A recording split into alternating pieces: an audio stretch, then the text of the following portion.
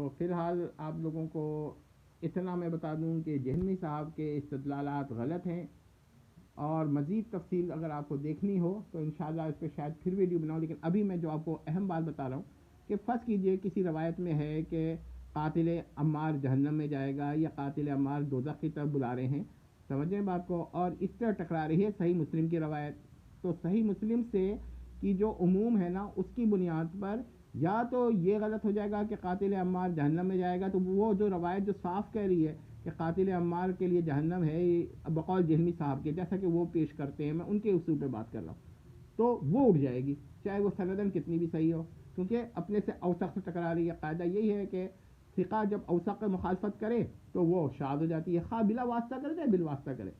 خواہ کسی special case میں کرے۔ اب جہلمی صاحب کہیں گے کہ ہم اس کو تخصیص کے لیے استعمال کر رہے ہیں، تو تخصیص کے لیے آپ استعمال کر سکتے ہیں، مگر اگر عموم قطعی ہو جائے تو تخصیص نہیں کر سکتے،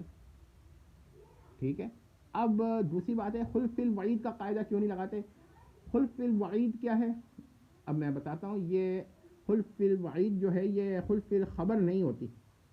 اور یہ اشارہ کے وہاں ہے کہ جب سزا کا حکم ہوتا ہے تو اس سے بچاؤ جو ہے، سزا سے بچانا، یہ خلف الخبر نہیں ہوتی،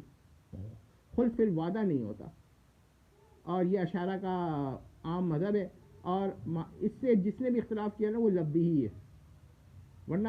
جگہ جگہ جن کے لیے سزا کا ذکر ہے بلا سزا ان کو معاف کرنے کا تو تصور ہی محال ہو جائے۔ ہاں وہ خلف الوعید کی اصطلاح استعمال نہیں کرتے تھے، یہ لفظی اختلاف ہے، آپ یہ اصطلاح استعمال مت کریں، ہم یہ کہیں گے کہ یہ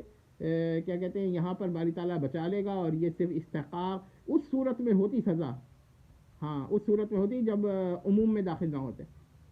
تو عموم کیونکہ قطعی ہے، اس پہ اتفاق ہے اہل سنت کا، بلکہ اجماع ہے اہل سنت کا، امت کا اجماع ہو نہ ہو اہل سنت کا تو اجماع ہے،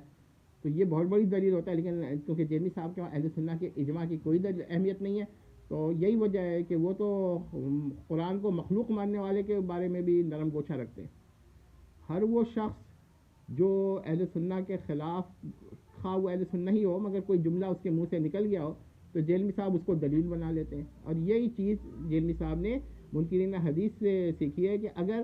کوئی ثقہ سے ثقہ راوی ہو، اس کے منہ سے کوئی ایک غلط بات نکل گئی اور کسی نے منکرین حدیث پرویز وغیرہ نے پکڑ لی ہو تو وہ پکڑ لیتے ہیں، یہ اس طرح کے پرویزی یہی کرتے ہیں، اور جہلمی صاحب نے ان سے سیکھا ہے، تو پیٹرن آپ کو، میتھڈ سارا جہلمی صاحب کو کا جو ہے وہ مستعار ہے پرانے لوگوں سے، انشاءاللہ موقع ملا تو پھر اور بیان کریں گے، فی الحال تو اتنا ہی کافی ہے، والسلام تمت۔